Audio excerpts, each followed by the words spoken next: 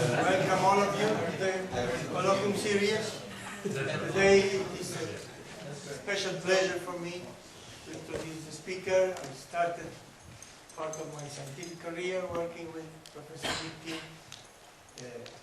Professor Lipkin studied his undergraduate studies at Cornell, got a PhD in experiment, in fact, if I recall correctly, at Princeton, and then moved to all branches of theory. It's difficult to find a field in which he did not make a contribution. Many people in this house are working on papers he wrote some time ago in nuclear physics, symmetries, particle physics, the Mossbauer effect, and in fact his books have been instrumental in learning group theory for many people. The pedestrian series of Lipkin is a well-known set of books. Now, today he will discuss a little bit of some historical problems. Rani Doki, as usual, is working on modern things as well, and it is our pleasure to have you here. Please sit.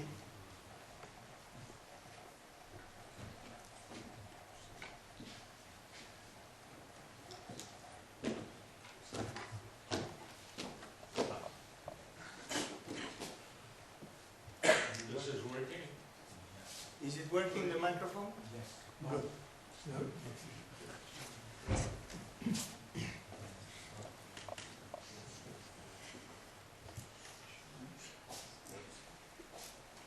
Is this light? This is to annoy the speaker. Oh, so I have to stay over here.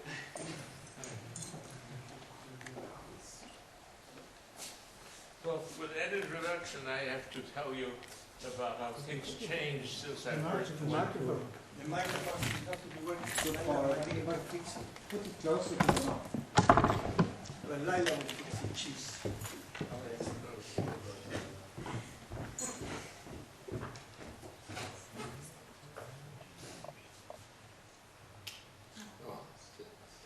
Hello? Yeah.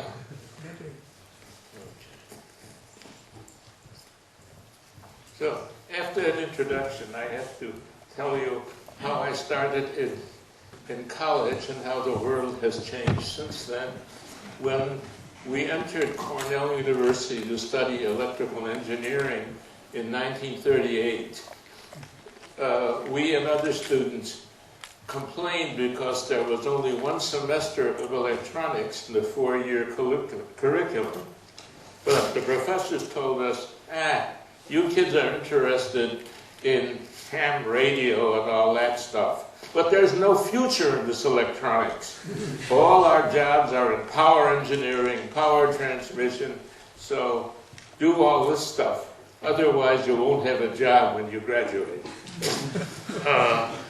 But some of us had heard that over in the physics department, there were excellent courses being given by two refugees from Germany, Bruno Rossi and Hans Bethe. So we went there to listen to them. And as a result, our futures were changed because in the engineering school, we learned that electrical energy traveled in wires. Of course, there was something like radio, and it went through the air, but they didn't understand. And in the physics department, we learned all about the properties of electrical energy and how it traveled in wires in the air, got transformed to other forms of energy. There was no pretense that this was practical and find us jobs. We were just learning about nature. When I graduated, we were in World War II, and I spent the next 4 years working on the development of microwave radar at MIT. Of course, today everybody knows about microwaves. People cook with it. But then it was a closely guarded secret, and of course the engineers didn't understand it at all. And that's why I decided that the future was in physics, and then I went on to do graduate work and more in physics. So now I want to tell you about the constituent quark model and its history and where today we have challenges for QCD. In 1960, particle physicists believed that the neutron and pion were elementary, like the electron and the photon, and nuclei were bound by a pion exchange force, just like the atoms were bound by a photon exchange. Well, today we know that it's down at a much deeper level.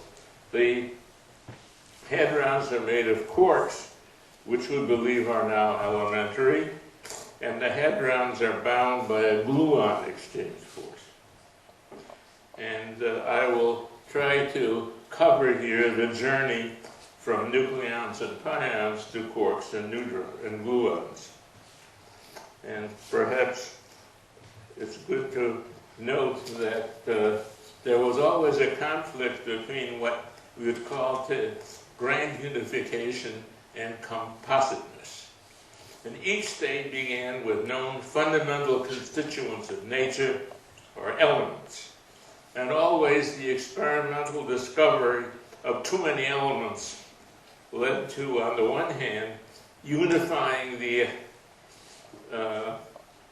elements while they were still considered elementary, as in the Mendeleev periodic table and later symmetry classifications of the particles. Or the other approach was to say they were built by smaller fundamental building blocks, like the Bohr model of atoms and the quark model of hadrons. So let's get back here. So in the first stage of particle physics, there were too many hadrons.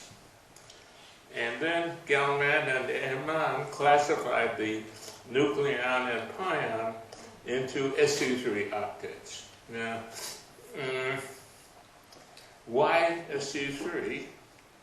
In 1953, Gell-Mann and Nishijima discovered that there was a new quantum number called strangeness, and so we had isospin and strangeness.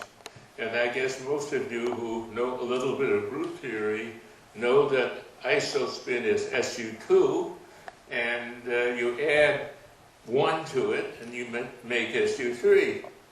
But of course, in those days, the particle theorists insisted that group theory had nothing to do with physics. And of course, no one knew what unitary groups were.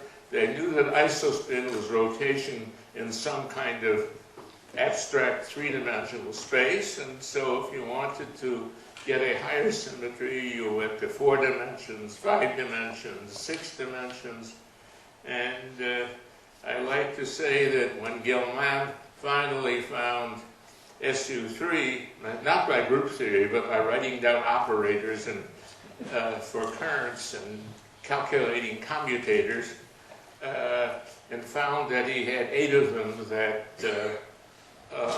closed on themselves. He didn't know that this was an SU3 group. He found this later, and I guess he called it the 8-fold way because it had taken him 8 years to find it.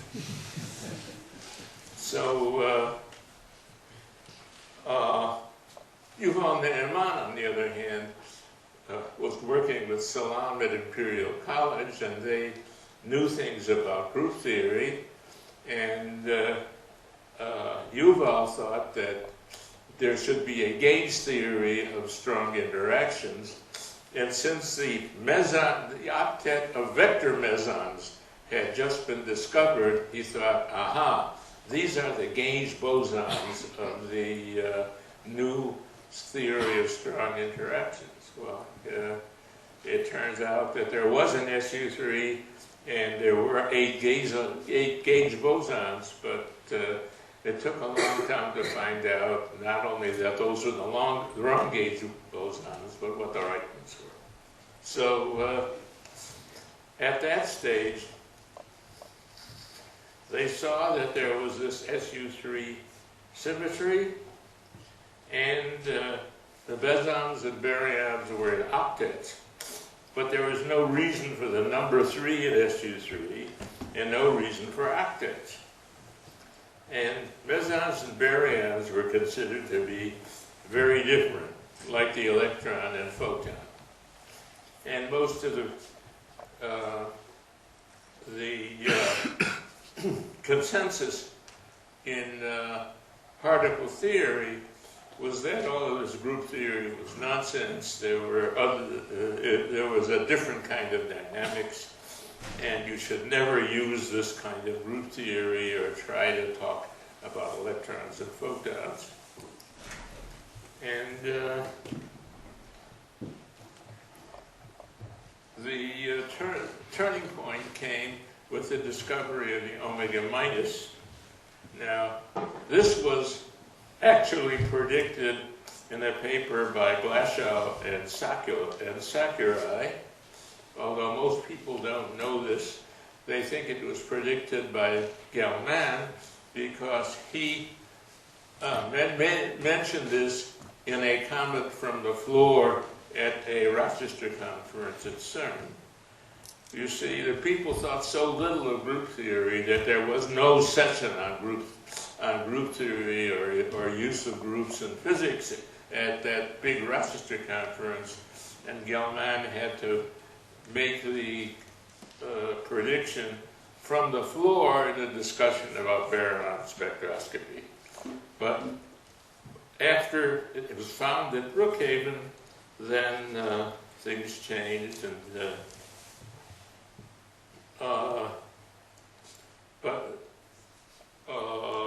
we now had this symmetry, but and all evidence for a composite structure was resisted by the establishment.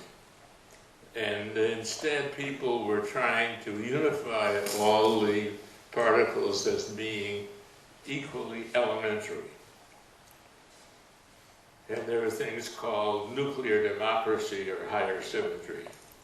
So today we look back to square one at a deeper level, grand unification or compositeness explanations of too many elementary objects, and we move from the nucleon-pion level to the quark-gluon level. Now, just to refresh your memory, there was the meson octet in which you had strangeness +1, strangeness 0 triplet, and the strangeness -1 doublet. And you had the baryon octet, which had the nucleon and the psi as doublets, and the sigma and lambda as triplet and singlet.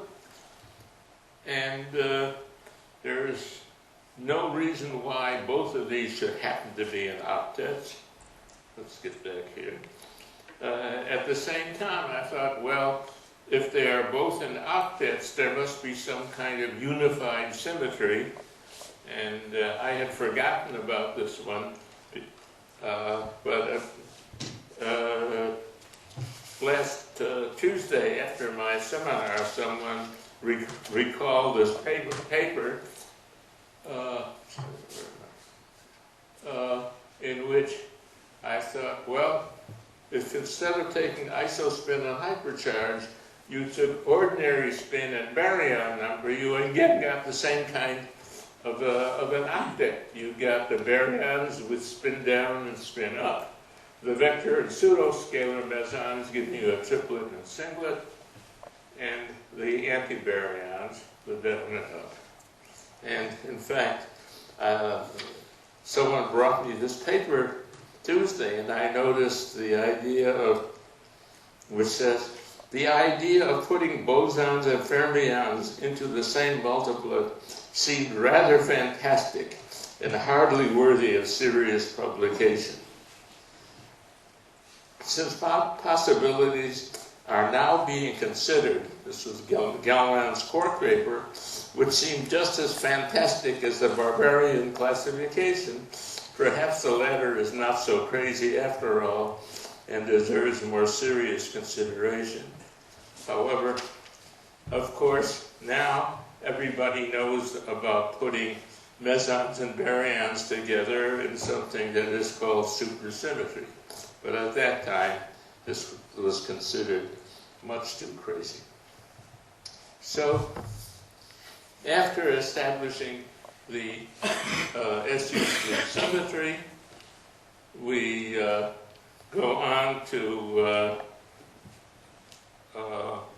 from hadrons to quarks, and searching for a symmetry to connect meson and baryon octets.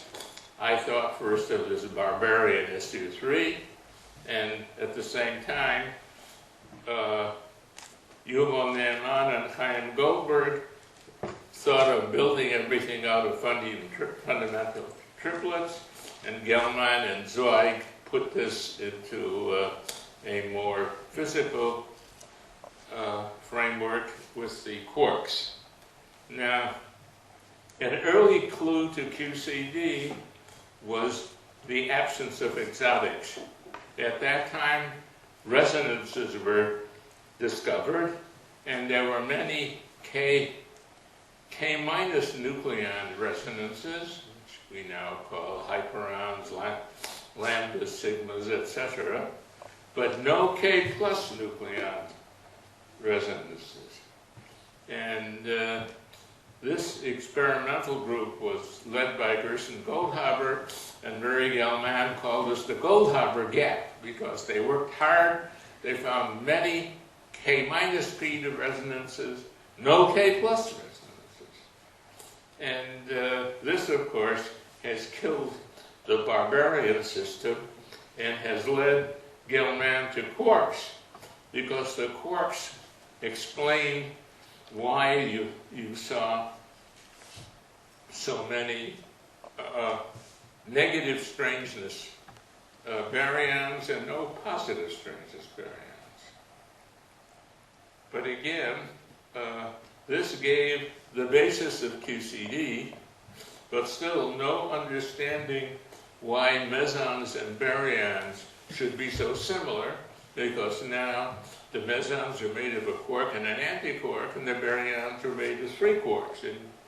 And most treatments consider them as being completely different, and yet, as we will see, they are very similar in some respects that we still don't understand.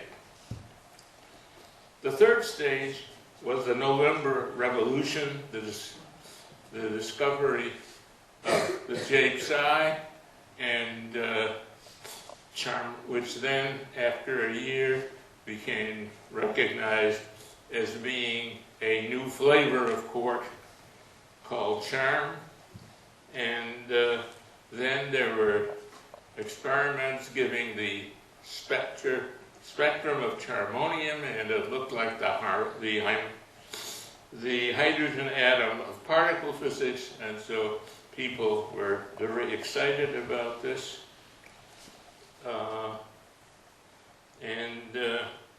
Then a fifth quark flavor was discovered, the bottom quark, and this has led to another advance in hadron spectroscopy, which is now called heavy quarks. There is heavy quark symmetry, heavy quark spectroscopy, etc. But again, there is some flavor dependence of relations between mesons and baryons that were not understood. So, and the fourth stage, which we really are now, is the present challenge to QCD. We now have a Lagrangian, we have a theory, but it's so complicated that no one knows how to really calculate and get simple things out, things that are simple in experiment and somehow very difficult to calculate. And so I've been involved in what is called the constituent quark model, and QCD phenomenology, how to use this model to to understand experimental data. And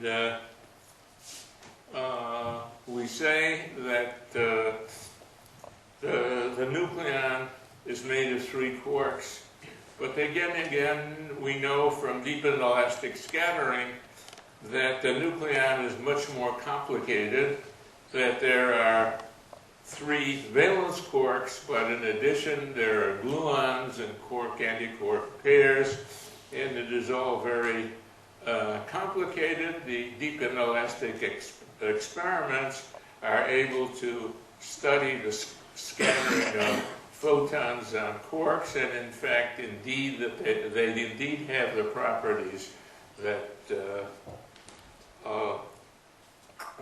one expects from the quark picture, but there's no really good reason why, when the theory says that everything is so complicated, you end up with these constituent quarks, which seem to be so simple. So we start out with static properties of hadrons with quarks, and we immediately find that the quark picture gives us the difference between the quark structure of the meson and baryon octets. The mesons are a quark and an antiquark. The baryons are 3 quarks. And it also explains why, although it is the same SU3, the structure is very different. The baryons have an octet and a decaplet, whereas the mesons have nonets and no meson decaplets. And there's no 9th baryon, which you would expect from the same SU3. Since there are 9 mesons, why shouldn't there be 9 baryons?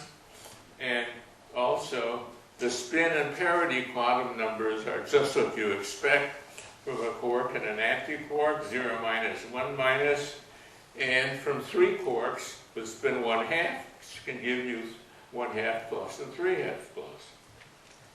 When you put in U3 in addition to SU3, in which you count the number of quarks, you break SU3 symmetry at the quark level by simply saying there are up, down, and strange quarks, but the strange quark has a higher mass.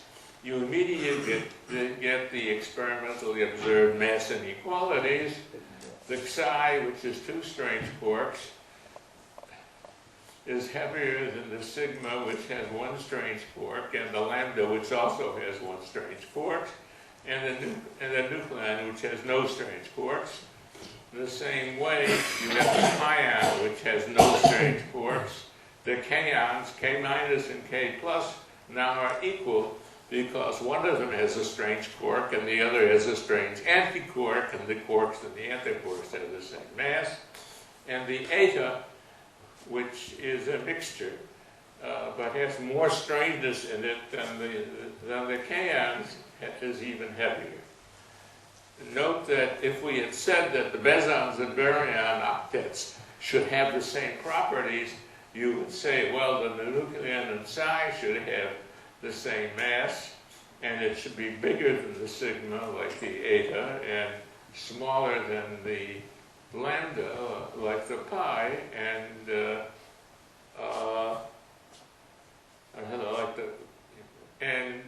this, of course, is not true, and again tells you that the underlying SU3 symmetry has something to do with quark structure.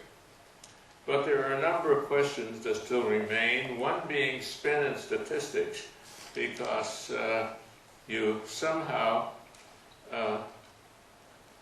would expect that the quarks would be fermions, and therefore you wouldn't have immediately 3/2 plus states with all the quarks and S states, because I mean, you have a state which has 3 U-quarks with parallel spins, giving you this 3/2 state, which can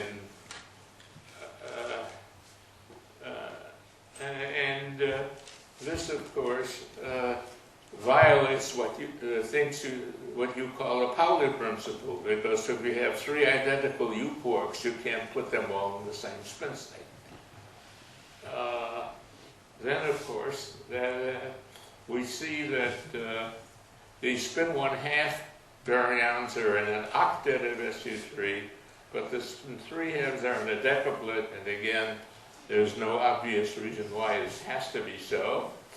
Also, there is the question of the lambda sigma mass difference, because both of them have 1 strange quark and 2 non-strange. Why should the masses be different? And then there was the question of, well, when you go beyond this, what are the next excited states? Do you now look at the 3 quarks in a baryon, or the quark-antiquark in the meson, and add angular momentum so that they have higher values of angular momentum, or but still the same 3 quarks and quark-antiquark, or do you add more quark-antiquark pairs? Now, in this context, it's well to remember that when the SU3 symmetry was first proposed, there were 2 competing models for the SU3 symmetry. There was this octet model of Gell-Mann-Neyman, and there was the Japanese Sakata model, in which there was a fundamental triplet, which were the proton, the neutron, and the lambda, and the mesons were considered to be baryon, anti-baryon pairs. I mean, the pion being made of nucleon, anti-nucleon, and so on. And it's amusing that in 1961, Abdus Salam organized a conference on unitary symmetry in Imperial College. This is the first conference which actually took this symmetry seriously. And I came there as the representative of our Weizmann Institute group, and we had just been doing calculations to make predictions about reactions. And I told Salam that we had just looked into what you could learn from the different possible states where you have a nucleon and an antinucleon annihilating into 2 mesons. And Salam said, oh, that's very nice, because Morrison is here from CERN with new data. Come up to my office after the meeting and we can calculate it and see what happens. And in those days, you looked at the 2 possibilities, the Sakata model and the eightfold way, and we came to the conclusion that the results favored the Sakata model, at which point Salam said, that's fine. When you get back to Israel, get together with your colleagues, write up the paper. I have to go to Pakistan tomorrow. So I went back to Rehovot, and as soon as I started to explain this to Sid Meshkov and Carl Levinson, it became obvious that Salam and I had looked into a wrong column of SU3 Clebsch-Gordon coefficients, and that the result was the exact opposite of what we had thought. It really killed the Sakata model and supported the eightfold way, at which point we had a quandary, because this had to be written up and submitted for publication immediately. It was very exciting. But what would we do about Salam? I mean, we couldn't leave him out of it because we had worked on it together. But how could we publish something together with him with his name on it when the conclusions were the exact opposite? Fortunately, I had a good friend in Copenhagen, Jerry Brown, who was just starting a new publication called Physics Letters. So I sent the manuscript to him, explained the situation, and said, there's no postal relations between Israel and Pakistan. We can't do anything. I'll let you do it. And Jerry talked to people at Imperial College, found out that a postdoc working with Salam had also found the same mistake.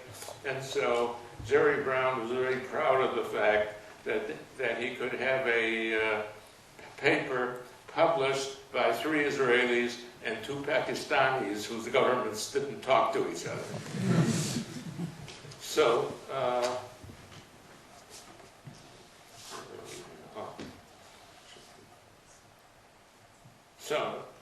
yeah, we've done this. Next. Okay, now, at this point, we started to have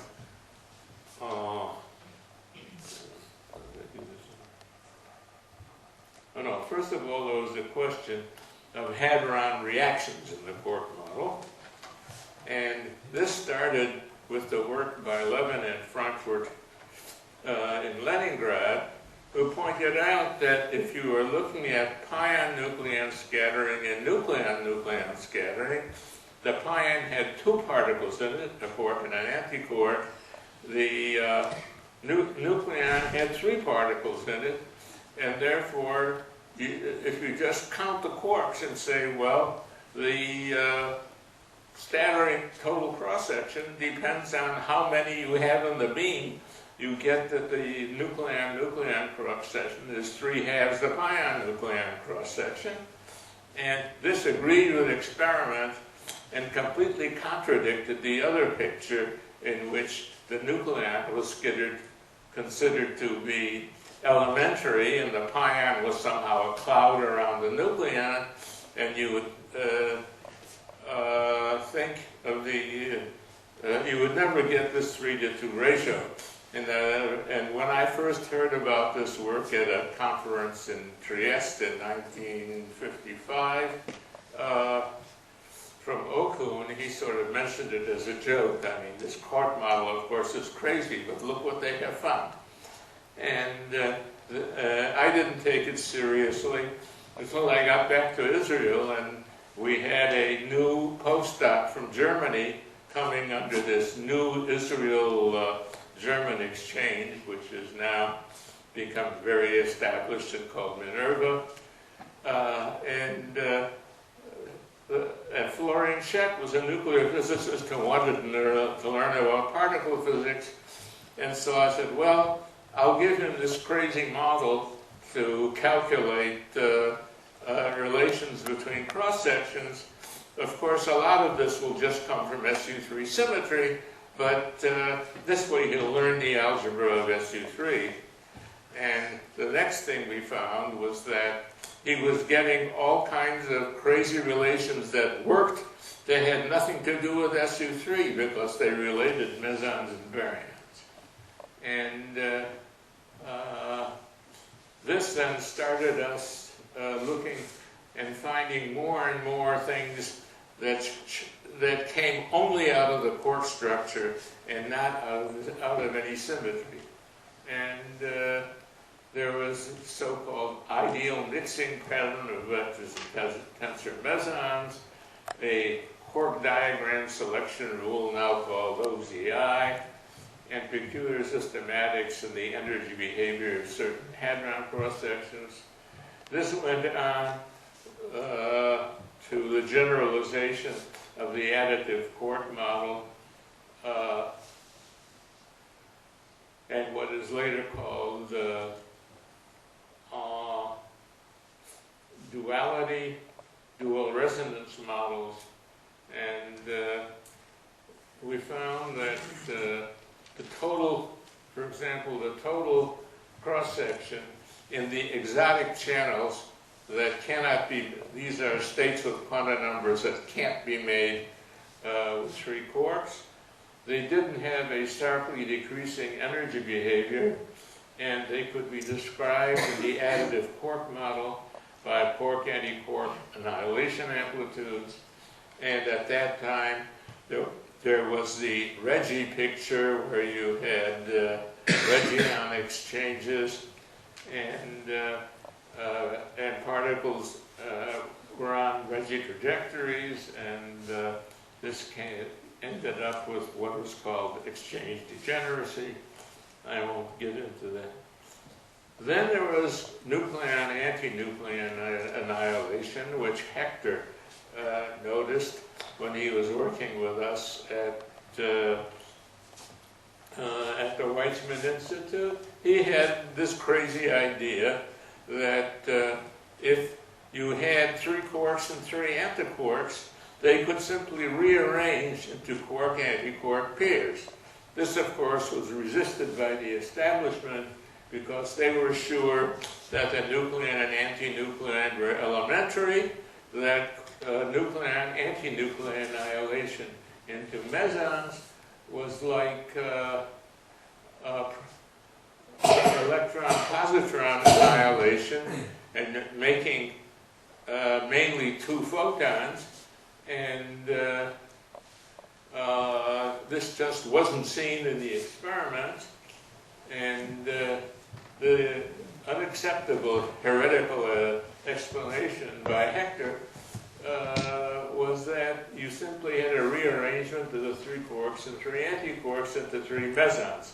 And of course, the mesons included the pions, the rho meson, which decayed into 2 pions, and the omega, which decayed into 3 pions. And when you put all these together, you got a pion multiplicity of around 5, which was exactly what had been seen in the experiment. But again, this was ridiculed by the establishment, and in fact, I had a great deal of difficulty trying to build a group at the Weizmann Institute, because naturally, in order to get promotions and appointments, you had to satisfy committees and deans, and they would not trust us. They would have to get opinions and letters of recommendation from other people, and there were well-known physicists who simply condemned anyone who would rush into print with this quark garbage, and insisted that we should not appoint anybody who played with these crazy quarks.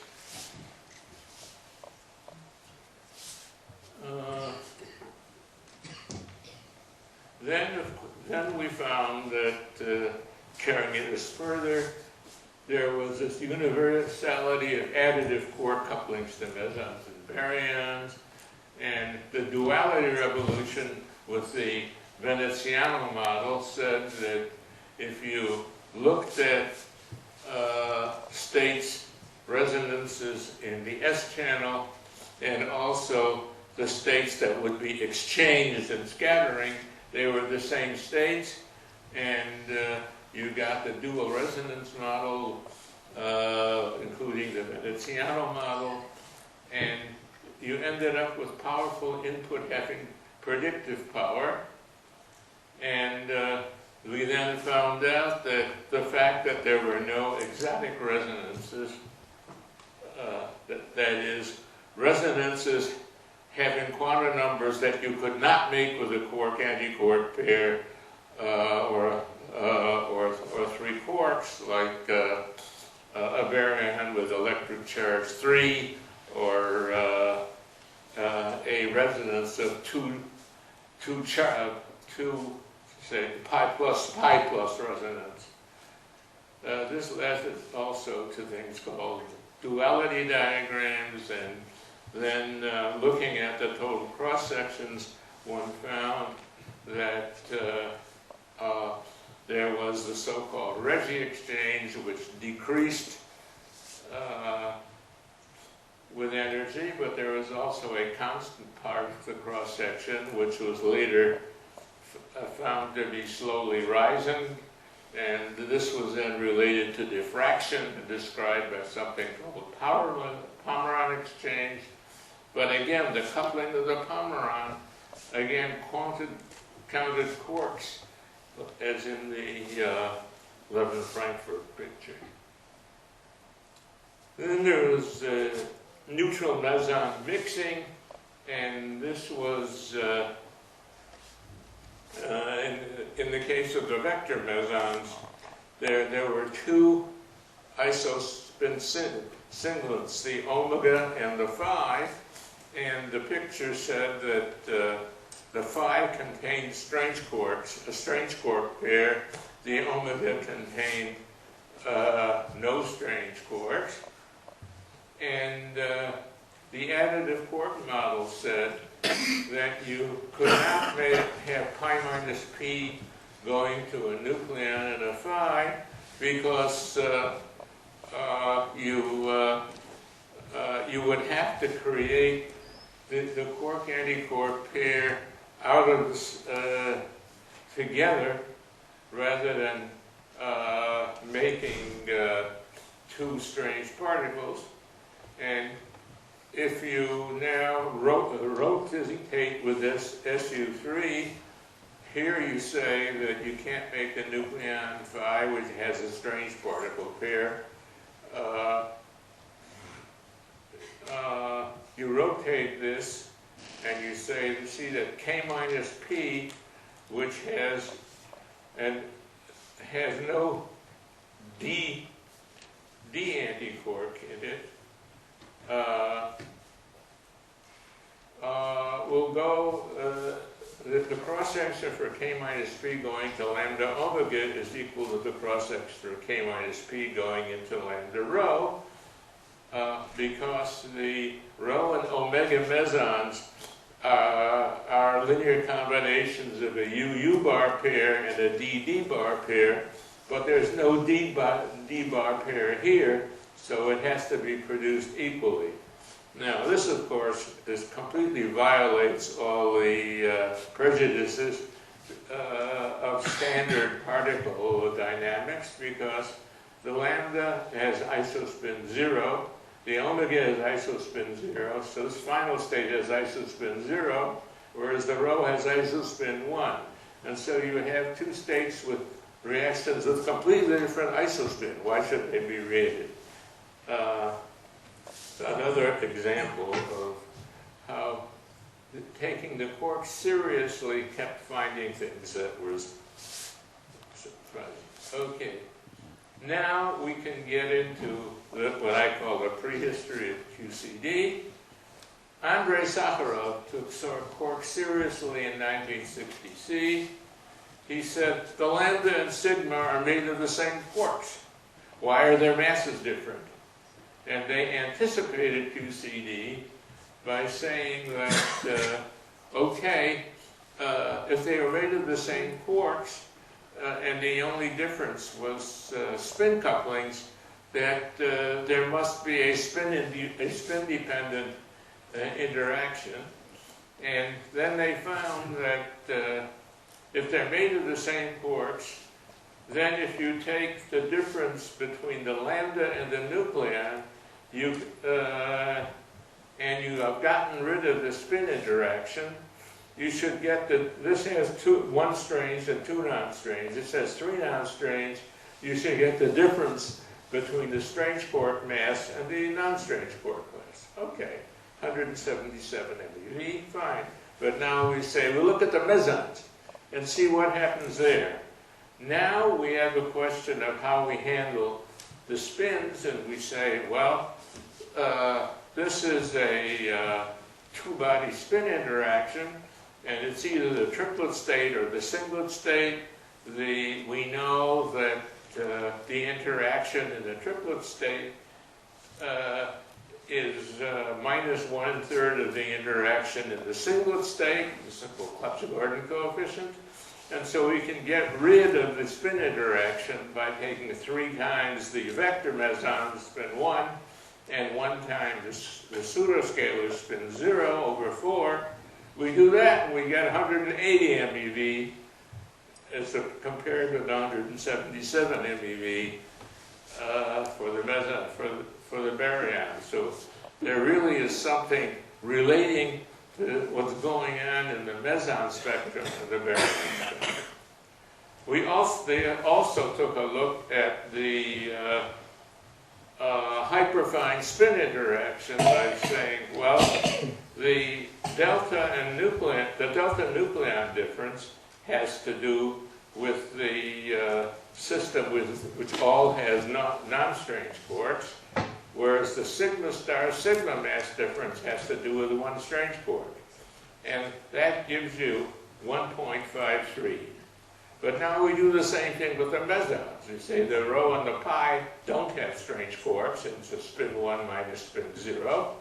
The k star and the k are one strange and one non-strange. Again, spin 1 and spin 0, 1.61. So something is happening here.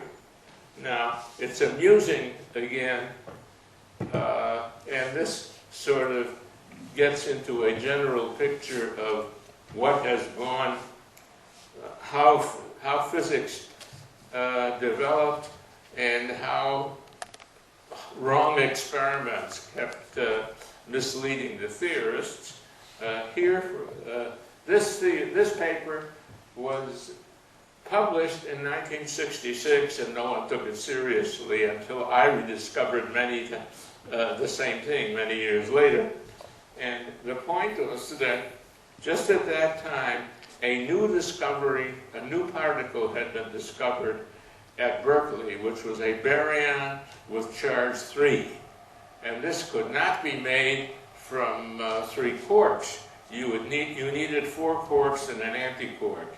And Sakharov and Zeldovich were trying to show that with their model they could also describe the 4-quark, 1 antiquark system.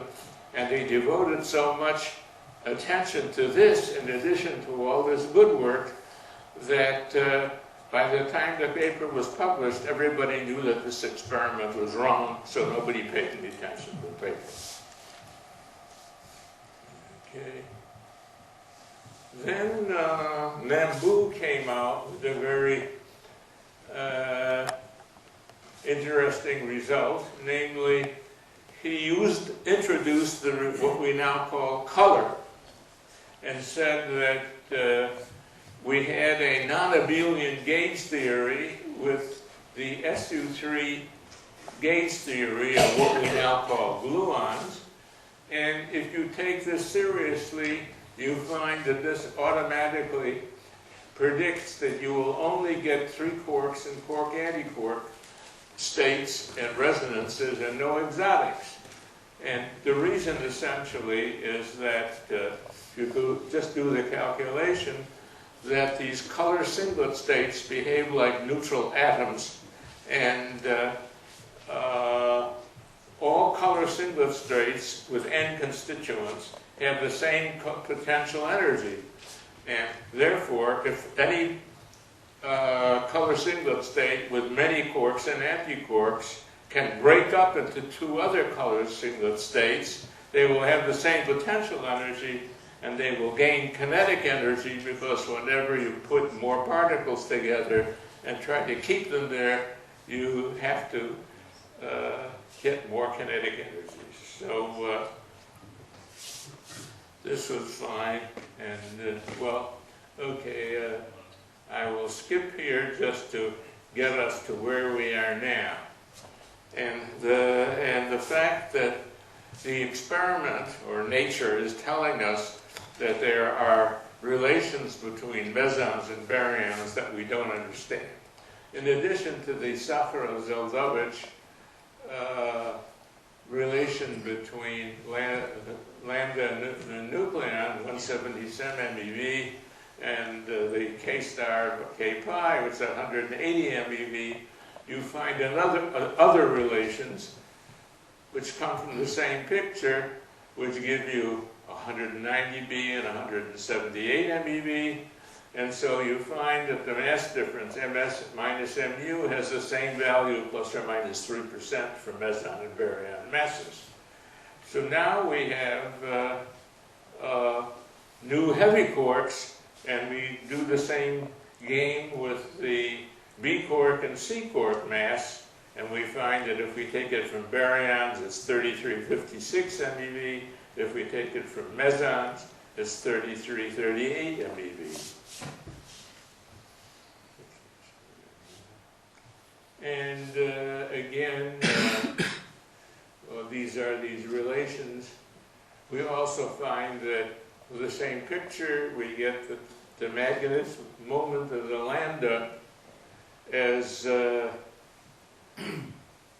given by the proton moment times the ratio of the mass of the U quark to the mass of the strange quark. We get these masses from the hadron masses. We get the same mass here. There is the standard ratio between the proton and neutron, magnetic moments of 3 halves, and then if you take the proton plus the neutron, which is the isoscalar moment, you get 0.88 nuclear magnetons as being equal to twice the mass of the proton over the nucleon plus delta. And this I find the most surprising, because this has no free parameters in it. I mean, you simply say that you get the magnetic moment of the proton and the neutron by relating the proton mass to 3 times the quark mass. All right, okay. So now just the final thing I want to point out is we now have some new relations which we don't understand, and that is if we take a simple magnetic meson-baryon transformation, we say, well, you take an antiquark and a quark to make a meson. But now we replace the antiquark by a diquark to make a baryon. There is no obvious reason why these should be similar. I mean, the antiquark is a fermion, the diquark is a boson.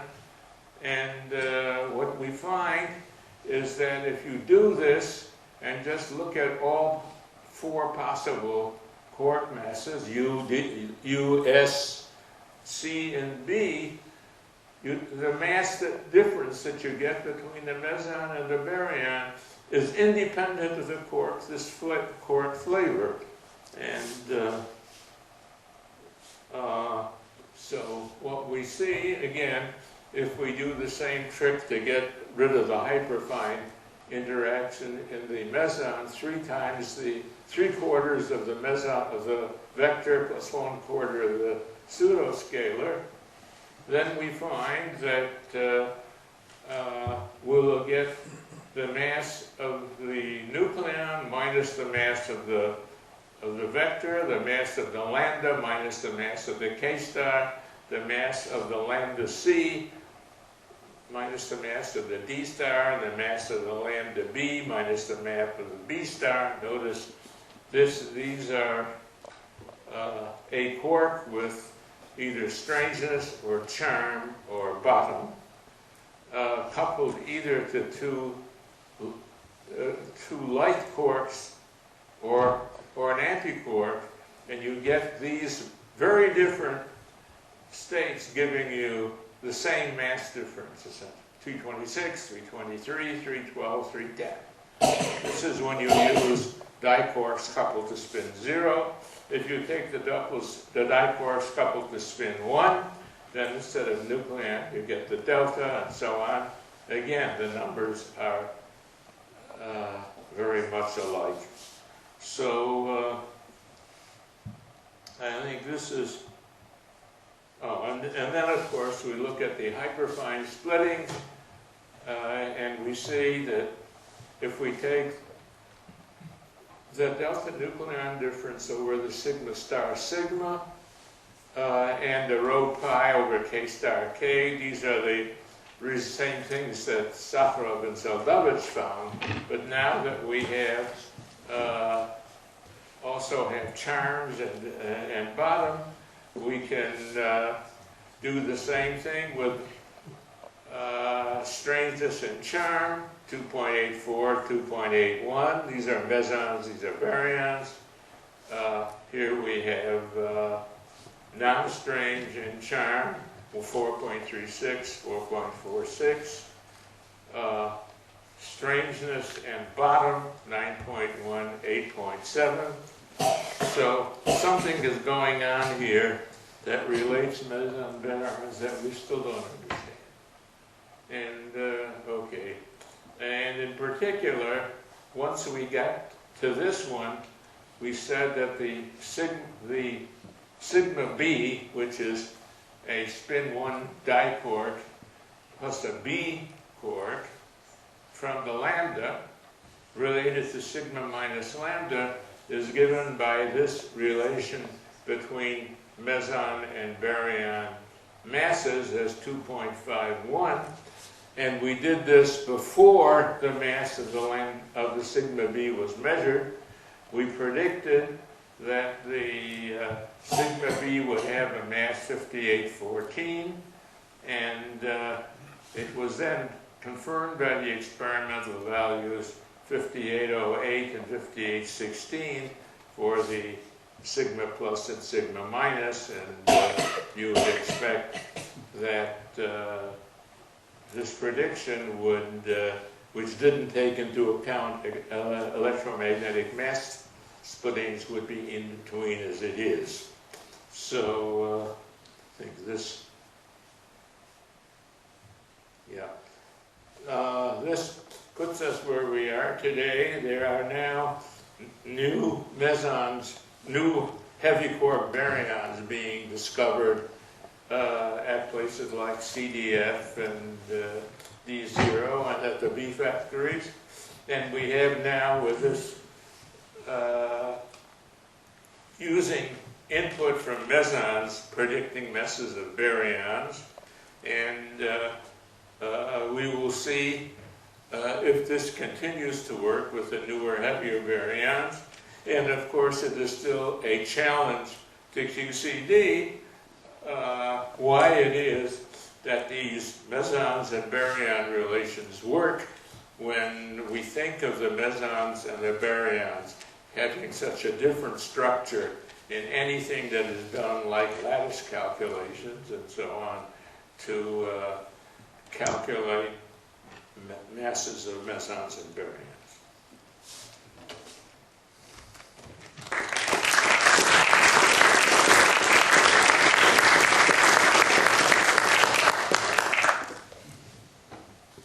Thank you very much.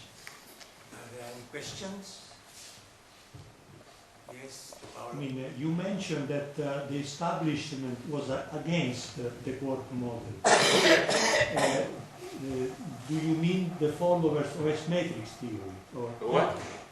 do you mean that, for instance, the followers of the S-matrix theory that was discussed in the 60s, those Yes. people were against the quark model? Oh yeah, sure. People So like, when you say the establishment, you mean those people? yeah, well, the point is that You were the large majority. there's a large majority. Chu, Goldberger, Freeman, Lowe. In 1967, I was visiting at Princeton and I gave a seminar on the quark model.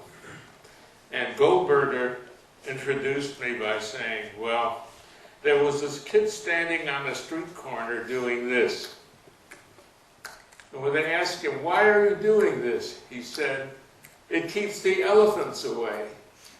But there haven't been any elephants around here for years. And he said, yeah, you see, it works. And now Lipkin will talk about the quark model. That was the attitude at that time.